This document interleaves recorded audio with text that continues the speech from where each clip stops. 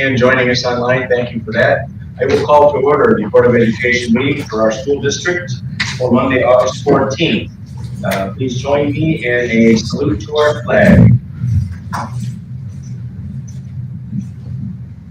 I pledge allegiance to the flag of the United States of America and to the republic for which it stands, one nation, under God, indivisible, with liberty and justice for all.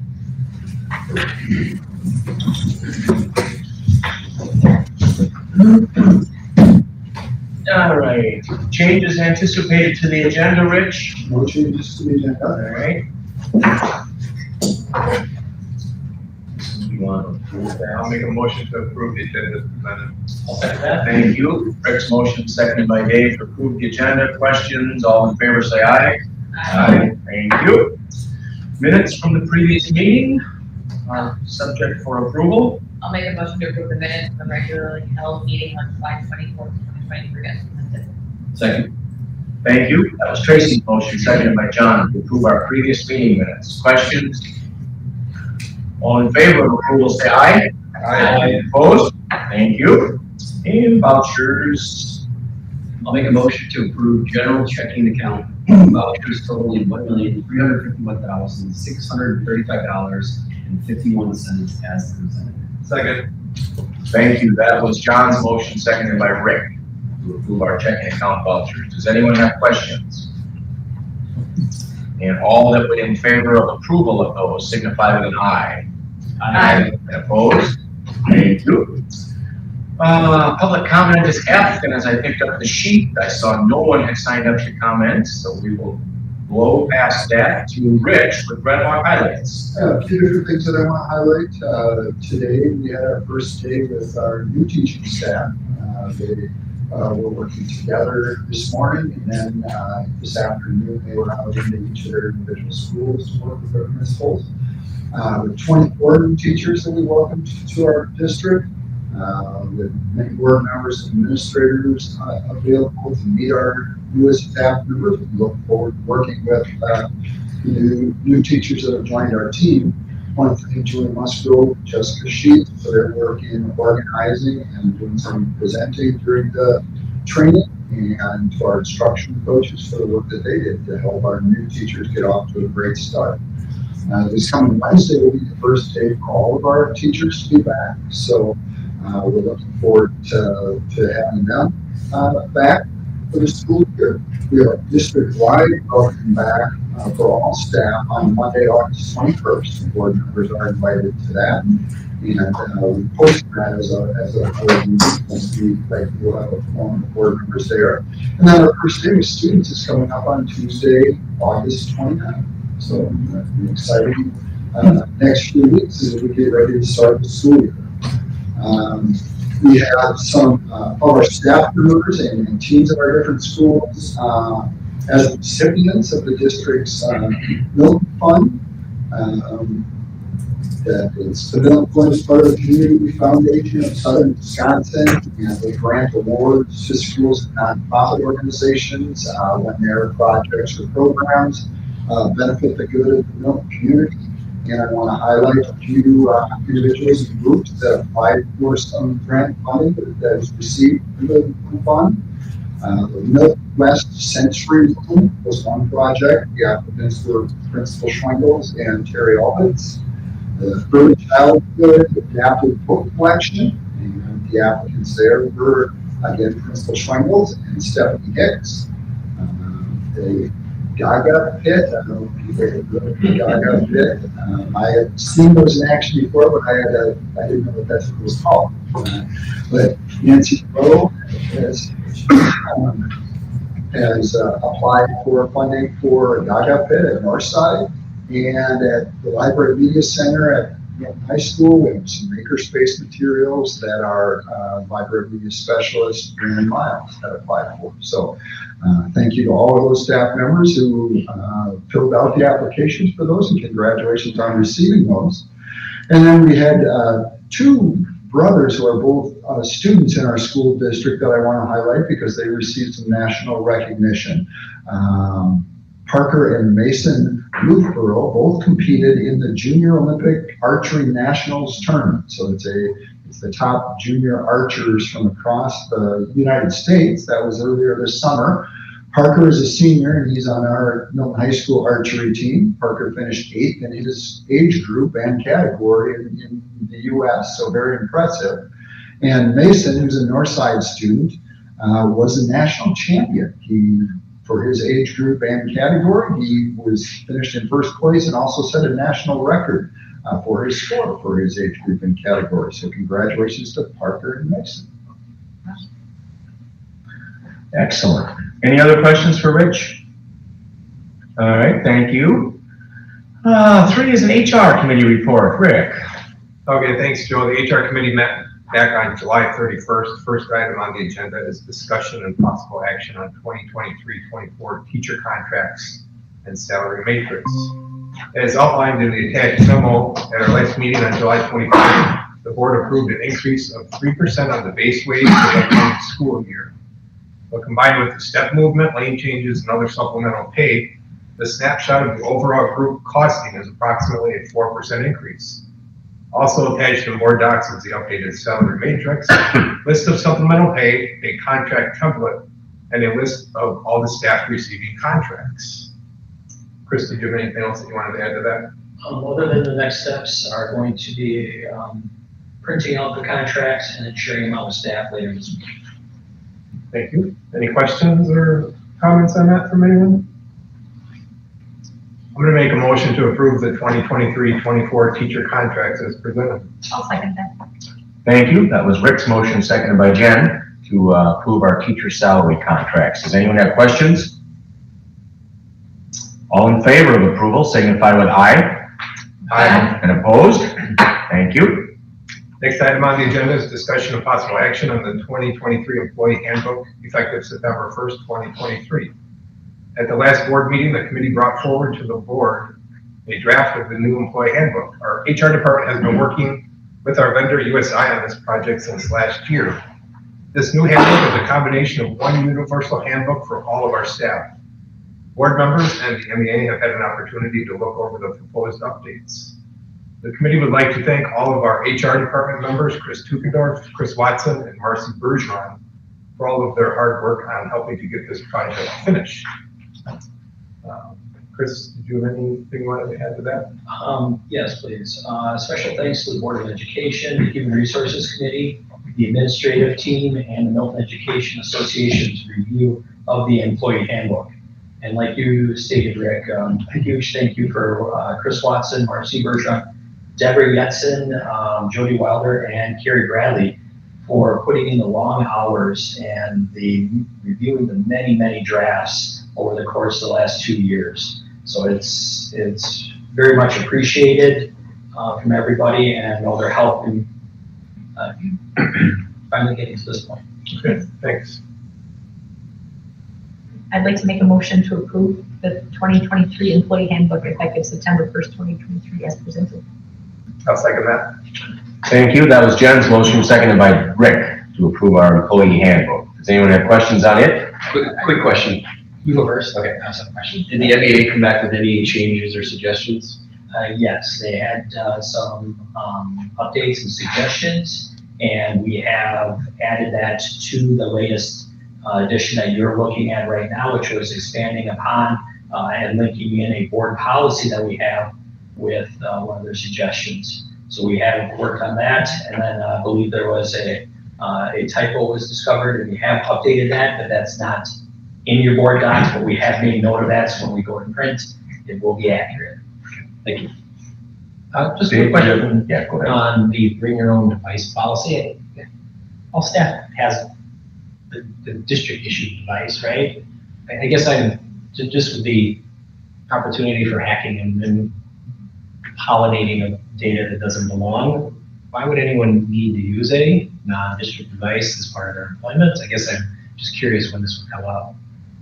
So right now, Rich, I'll share what my experience has been is that administrators access Skyward on our cell phones when we're running between buildings, and we may not have our laptops with us, but I know we do access our cell phones. That's probably the biggest one I can think of, Dave. I know that I just earlier this evening had a conversation with Mr. Snow that we will need to be looking at our board policies when it comes to that too, and making sure that they are updated, and then reflecting those changes in upcoming editions of the handbook.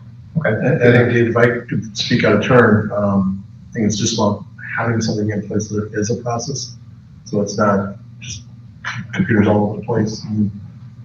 So if somebody does want to bring it, they have to go through a process to bring it in versus no policy or handbook, and they can just bring in whatever they want. Okay.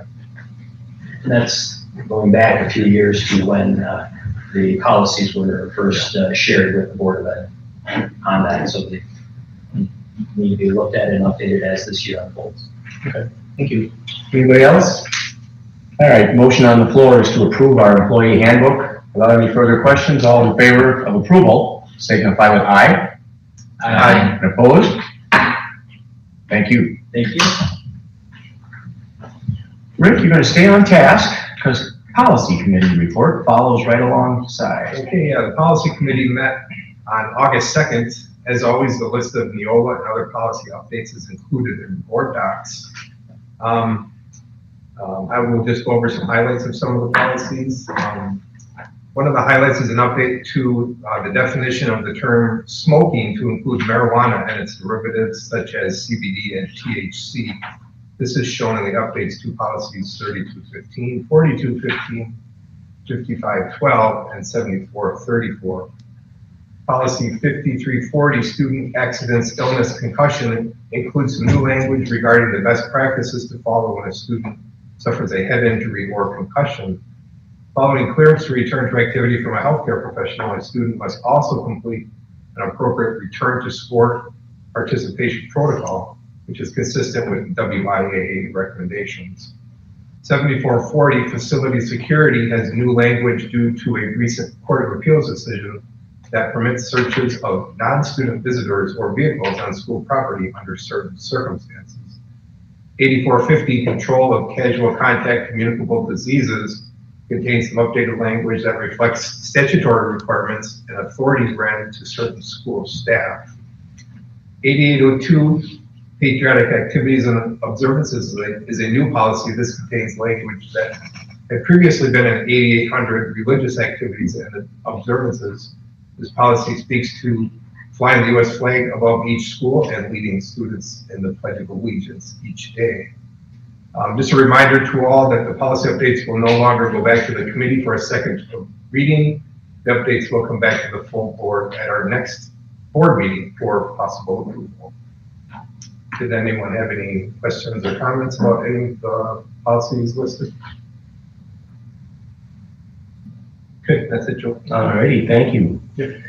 All right, 5 on the list is data workshop report, and that has my name attached to it, so I guess that's my task to summarize for folks a little bit.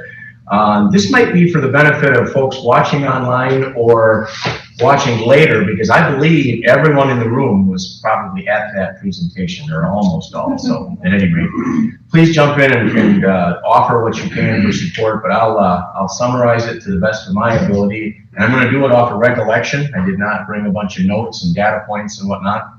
Certainly don't want to get any number out of context or in the wrong application, but just in general, the admin folks had done a compilation, I guess would be the right word, of a lot of the data that is floating all over the place in our school district. You know, we've got a strategic plan, and we've got a lot of goals and objectives relative to the 3,400 wonderful young people that joined us for 9 months out of the year.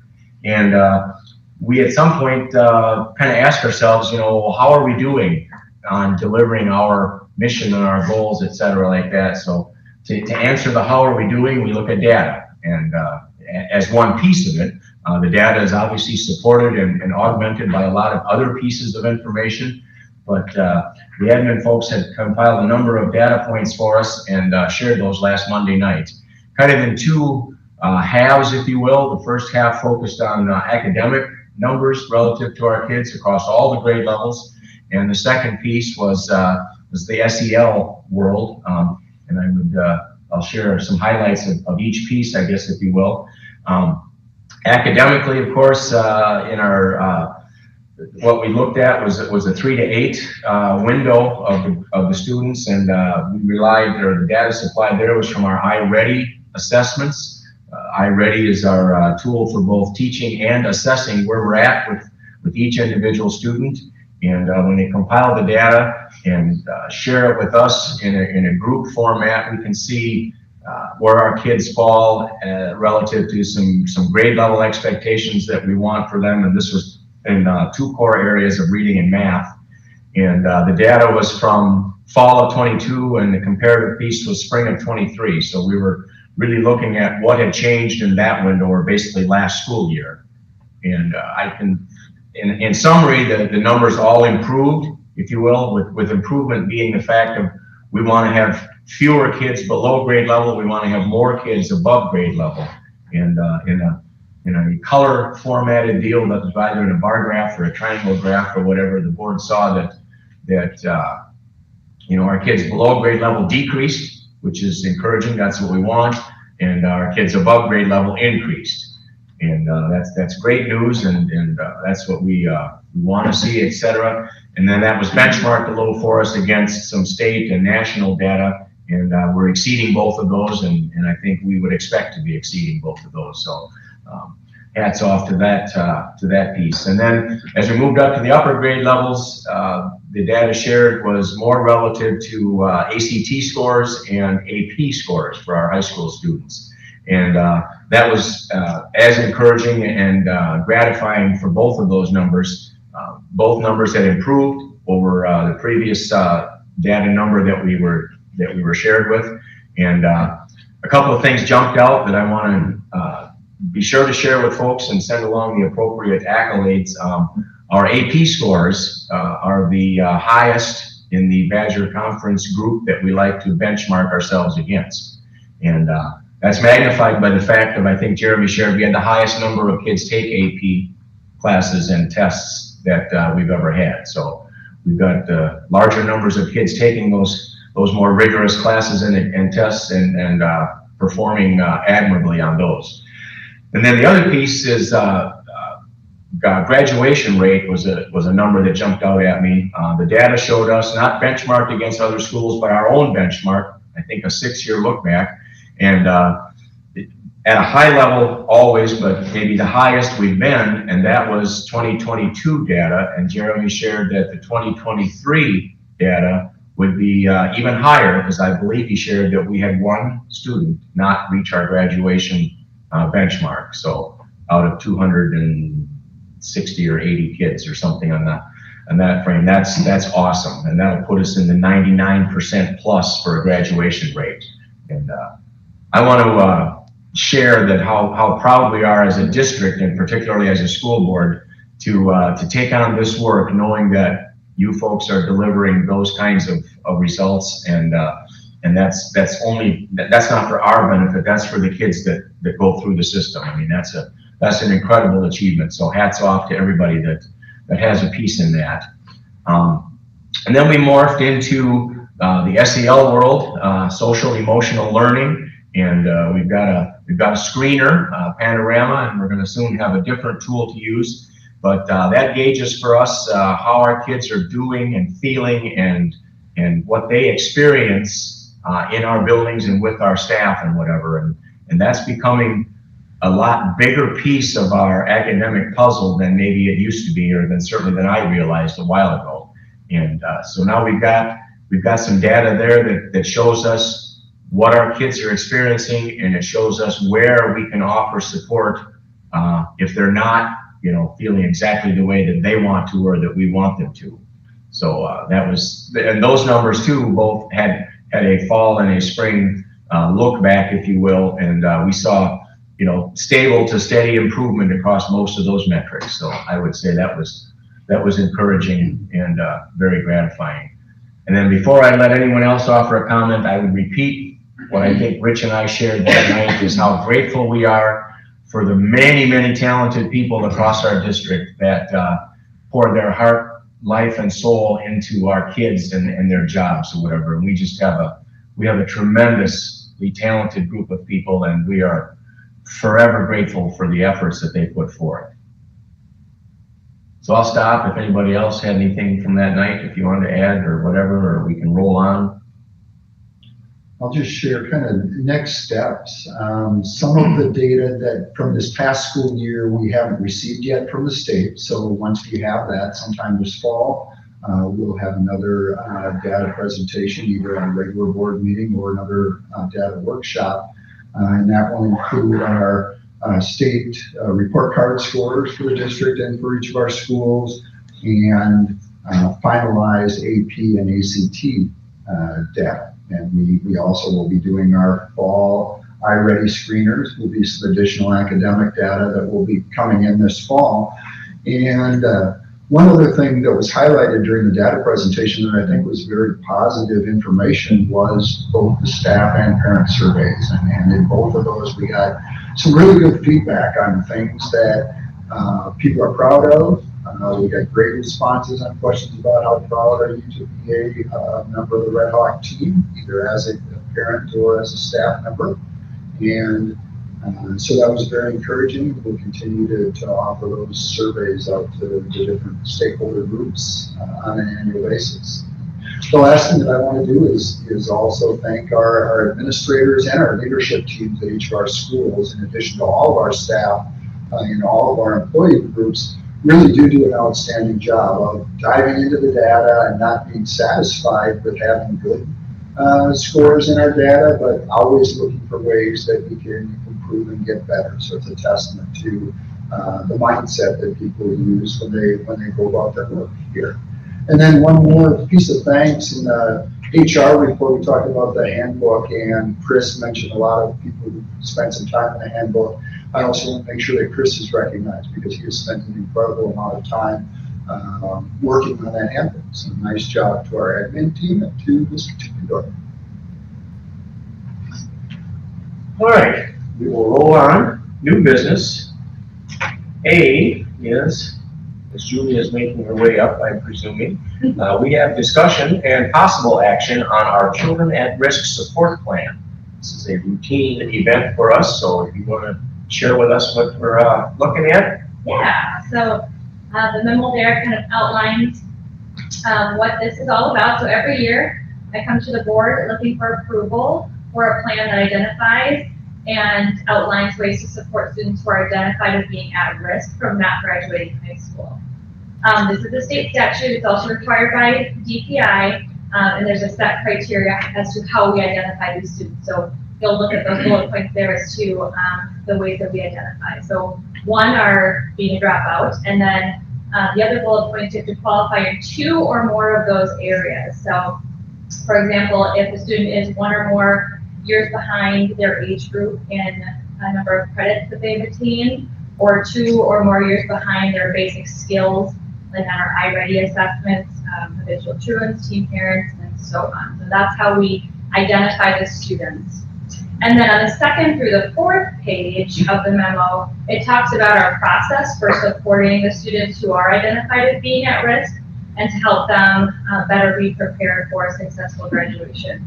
But as we just talked about, we went over a lot of this information at the data workshop, and just like Joe had mentioned, our graduation rates are pretty wonderful. So this just kind of speaks to some of the good work that we're already doing. But for those folks who were not at the data workshop, I'll just kind of go through some of the highlights on pages 2 through 4 there. So in our 4K through 6 buildings, so our primary buildings, coordinating building schedules to provide greater access to general ed curriculum, some more rigorous instruction, and strengthening our MLSS to provide opportunities for support, more targeted or tiered supports and interventions.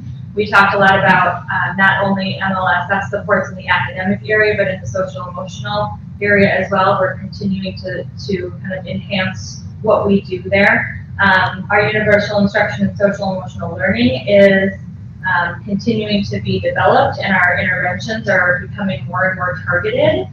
And not only that, but just targeting our interventions to work with the specialists in those areas.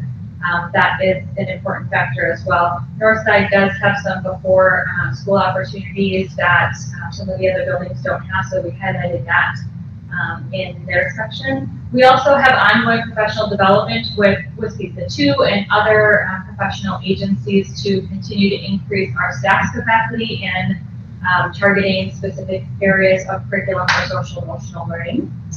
And then strengthening our family partnerships. A big part of getting kids to school and attendance issues really go hand in hand with the relationships that we build with families. And so we have very particular trainings that we have some staff go to and that our student service department really specializes in to kind of wrap around our families and support where we can to increase that attendance and reduce our number of truancies. Secondary level, so if we continue on to page 3 and 4 there, so middle school does have iTime. That's where students are receiving really intentional instruction based on iReady data. Avid strategies are continuously included in professional development, and you'll see that across multiple classrooms within the universal instruction. Restorative practices are happening both at the middle and high school level. That is kind of a focused effort on, again, that relationship piece, hopefully increasing attendance, reducing truancy. At the middle school in particular, they have a truancy reduction strategy by including weekly truancy meetings with families. And then high school does have their study flex period, so that is, again, additional time for direct instruction and support for student learning. Avid strategies continuing to increase engagement there at the high school. New this year at the high school, they'll have academic support success classes, so that's for freshmen to be receiving tutoring from upperclassmen. And then we also need, we know we need some alternative programming for students that our tiered supports don't work for. And so on that last page, it talks about methods and wired and next steps and really what those programs can do to support some of our students who are at risk.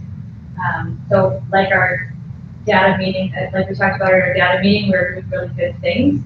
I feel like we are strong in identifying students and then providing supports and next steps, and that's continuing to grow.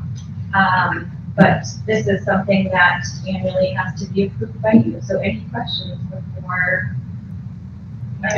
Yeah. Go ahead, Chris. On the new academic support for success for the freshmen, how is that being communicated to the freshmen? Great question. Jeremy. So, yeah, some of you may remember the program in the past. We used to call it Support for Success, and it's connecting students. Freshman students are struggling with upperclassmen, so it's a one-on-one tutoring situation. We have worked to identify students from the 8th grade class. We are going to be reviewing a lot of data. They may not be in that course right away. They may be into that as we go through all the course trends. So it's actually a course that would be during that study flex period? Well, it would be actually during an actual class period. It's not during study flex, it'd actually be during a class period. Okay, so it's a coach up, it's a teacher. Well, the teacher is there, but there's upperclassmen who get a credit to work with those students. So Okay, so it gives the upperclassmen a chance to earn, yes, credit, and they actually get a lot of point group of people. So and that's for just seniors or juniors? juniors, the tutors will be juniors or seniors. Good opportunity. Thank you. Any other questions for Julie? One question about Sorry. We're gonna do that a lot. One question about habitual truants. I know that's more than the students, parents as well, right? I mean, it's parents' jobs to make sure that kids are getting to school that are prepared to learn. How, it seems like it's the hardest issue here to tackle, because at the end of the day, getting students engaged and their parents engaged to some, just simply showing up on time is a challenge for some people. What tools, and you touched upon a little bit, but what are our tools to get parents and students on the page of, you need to come to school, you need to be ready to learn? What tools do we have to toolbox, I guess, to enforce that? Enforcing, we have attendance letters at every building that we send when we're kind of getting close to reaching that threshold of being habitually truant. Before that happens, we're inviting families in, we're continuing to have the communication home. We're meeting with them. Our social workers tend to do home visits for students who really have more significant attendance issues to see how we can wrap around them in another way. It's not going to be academic based at that point. There are other strategies or supports that need to be in place to help get them to school. And so that's kind of our student service lens of the attendance piece that helps kind of increase that attendance to school. But it does involve a lot of, conversations and meetings and a way to support the family. But the foundation of that is relationships and trust. Without that, there's a lot of pushback and, struggles to get some students or to help have families access that support. So I feel like we do a great job at every building with every student services team and school leaders to wrap around those families.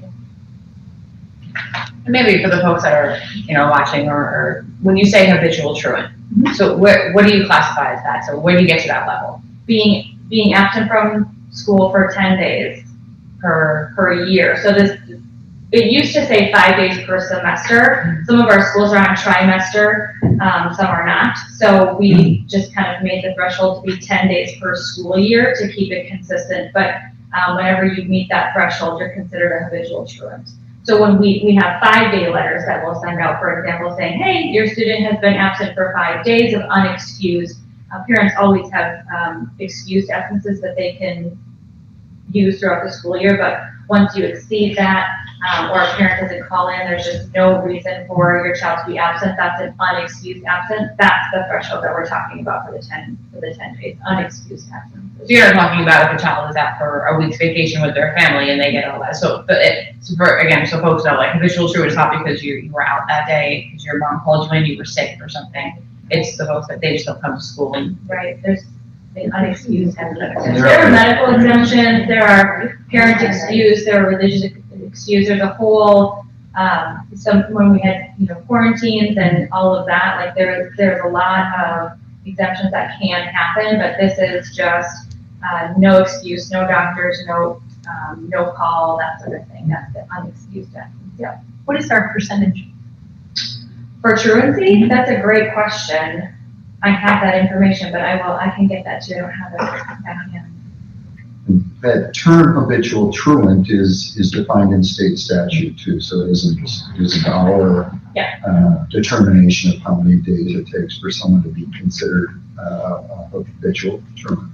But in our board docs, we did change the language. Instead of 5 and 5, we just did 10 per year. Still to state statute, but just the language is a little bit more clear for our families who might have different trimesters versus quarters.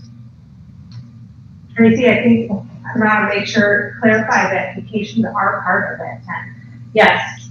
So Tracy mentioned, I think maybe I didn't hear you correctly, but part of that 10 is vacation.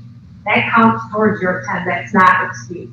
And sometimes parents will say, can I have access to the things that they're going to miss in school? And some of that work may be done or made up. It just depends on the family and what they can do. But that might not meet the 10-day threshold, depending on the vacation.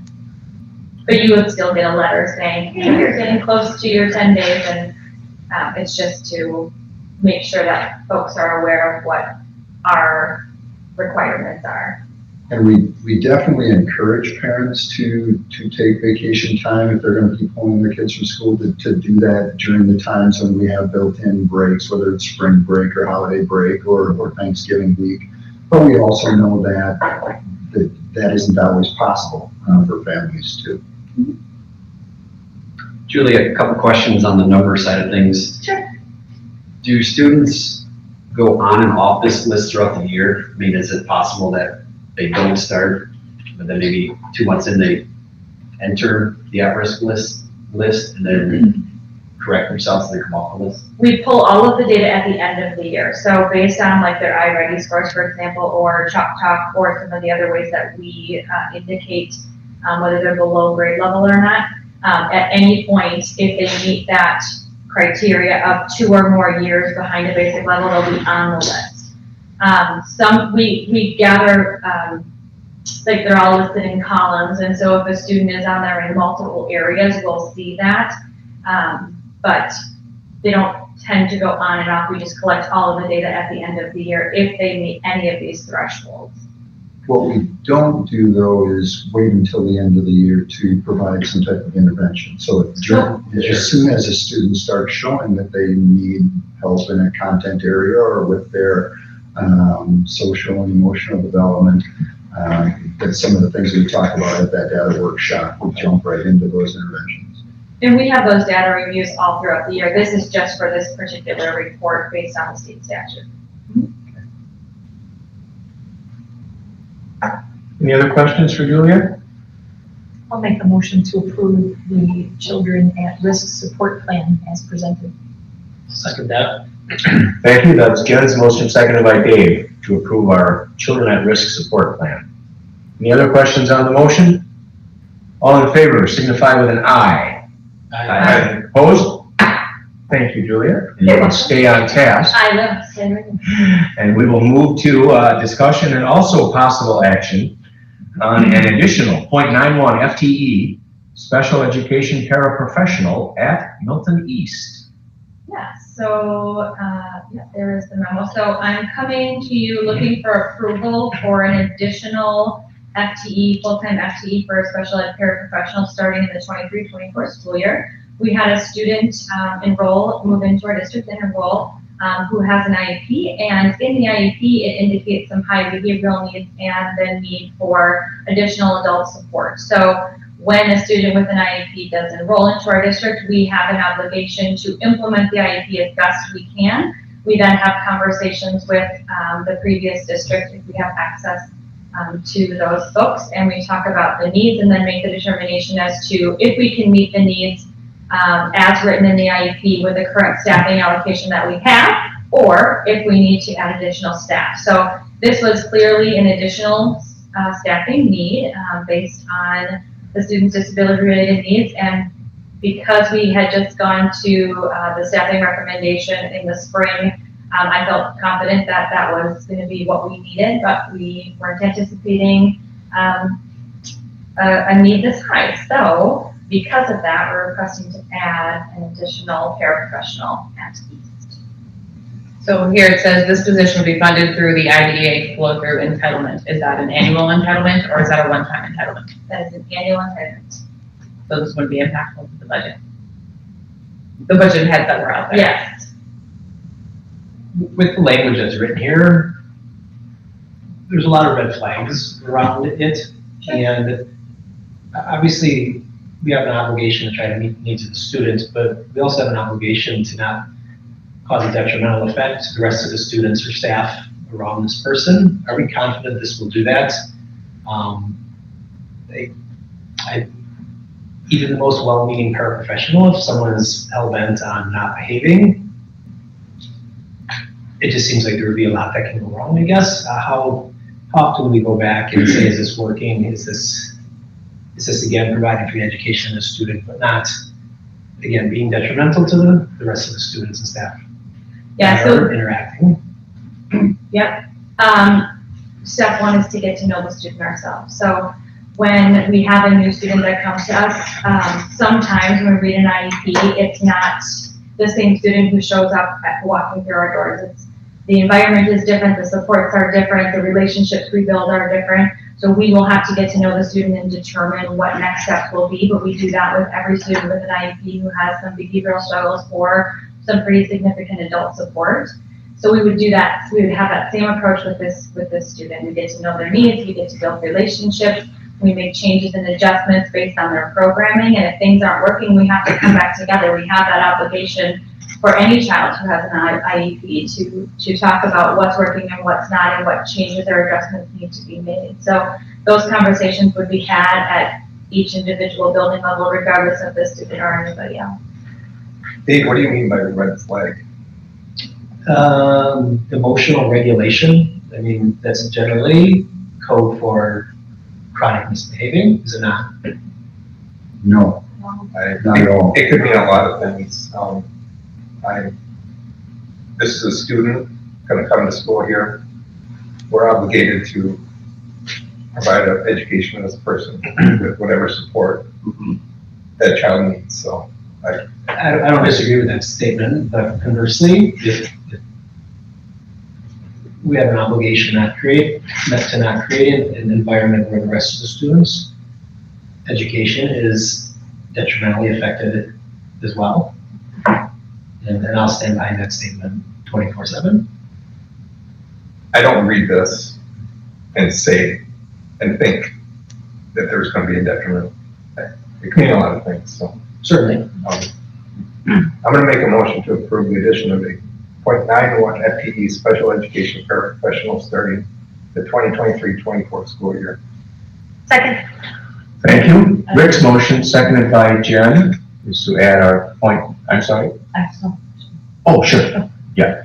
To add a .91 FTE special education para at East for this coming school year. And before we go to that, Tracy, you have an additional question? Yeah, so there are other services that East would need. I know West, from some of my conversations, has some of the more higher need children in their school. Is East well prepared besides adding additional staff to handle this child? And Yes. give them the opportunity they need? Absolutely. Yes. That's my only question.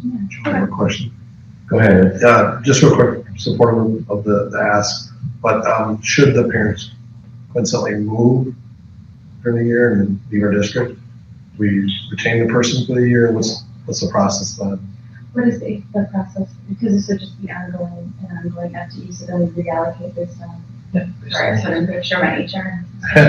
That's what it's right there. So just like at the end of the year when we talk about our allocation and I look at all of the needs to see if what we have is going to meet our needs for 24-25, I would do the same thing. So when we come to you saying this is the magic number to meet our needs, that may be what we have currently, or it may be reduced or increased based on students that move in throughout the year or students that leave throughout the year. So it would be reassessed. And I guess just to twist a little bit, they were say moving like October, Oh, we would keep this to keep the the person on 24. for the Yeah, year and reassign them to something else. correct, Okay, absolutely. Just clarification. We would definitely have things that we could reassign the Absolutely. person to, and if it wasn't a direct work with a student, we are every day bringing in substitutes for our educational aides and special ed aides, so at the very least, we would utilize them in that capacity. Do we identify the person that can fill this role for us? It's not used today. Yes, we had interviews today, but I don't think that person's been identified just yet. I'll see where it goes. One other thing that I would like to add is that, if you recall, when we give board approval for the total number of FTE for this position, in the past, we had built in an extra 5 FTE for things like this that come up during the school year. For this year, we shortened that to 2 extra, and rather than using one of those 2 right now, our preference would be to keep those for emergency situations during the school year. We brought this to the board for additional approval of this FTE so that we would go into the school year still having those 2 in our pocket if needed. That makes sense, because we know this student exists. Correct. We know we need them. And we have time to get this position hired before the student shows up, where during the school year that isn't always the case. And I think piggybacking on your thought, Jen, I mean, to hire someone with your job's dependent on one human being, it would be impossible to fill a position and enter into this knowing that employment is good, as long as they're performing adequately, so that as presented makes absolutely no sense. All right, we have a motion on the floor. If there are any other questions? So our motion is to approve the addition of a .91 FTE special education paraprofessional starting for the 23-24 school year. All in favor of approval of that motion, signify with aye. Aye. Opposed? Thank you. Thank you. We are approving. Okay, and that takes me to miscellaneous. A is our staffing report. I'll make a motion to approve the staff reports. Second. Rick's motion, seconded by John, is to approve our staffing reports. That is plural, as you noticed, because there are 2 updates, and this is the time of year when that happens. You have lots of folks that join us at different junctures, and we're approving all of those with one motion tonight. So, questions on the staffing report? All in favor of approval signify with aye. Aye. Opposed? Thank you. That is done. Excuse me, I'm a little raspy here. Gifts and donations is next. Make a motion to approve the gifts and donations with gratitude. Second. Thank you. Dave's motion, seconded by Tracy, is to approve our gifts and donations with the usual gratitude from the district and the board. Questions? All in favor of approval, say aye. Aye. Opposed? That clearly passes. Meeting dates, Rich? We have a couple of upcoming meeting dates. I mentioned earlier that on Monday, August 21st, a week from today, we have our convocation and welcome back for all staff. All board members are invited to that. That starts at 8 a.m. in the High School Performing Arts Center. Again, that's Monday, August 21st at 8 a.m. We have open house dates at our schools on August 23rd and 24th, and we also post those in case we have board members attend those. There's a variety of start times at each of the different schools, and I won't go through all of those today, but those are available on our website. We have our next regularly scheduled board meeting and our annual meeting, both on 2 weeks from tonight, on Monday, August 28th. Again, that's our regularly scheduled board meeting and our annual meeting, Monday, August 28th. That will be a 6:30 start. And then we have 2 committee meetings that are scheduled. The Finance Committee meeting for this Thursday at noon, August 17th at noon in the first floor conference room, and an HR committee meeting on Wednesday, September 6th at 9 a.m., also in the first floor conference room. Okay. Any other dates folks need clarification on? All right, and then we have an exec session scheduled, and I would entertain a motion pursuant to Wisconsin statute 1985 sub 1 and C that is considering employment, promotion, compensation, or performance evaluation data of any public employee over which the governmental body has jurisdiction or exercises responsibility. Subject matter is the 23-24 administrator and supervisor compensation and contracts. So moved. Thank you. Rick's motion was seconded by Tracy. All in favor of that would be roll call. Joe, stay with it. Dave? Yes. John? Yes. Tracy? Yes. Rick? Yes. Joe is yes. Rick, Jen? Yes. Ed? Yes. And we are in executive session, and we will likely return to open for a bit of business related to our exec session discussion.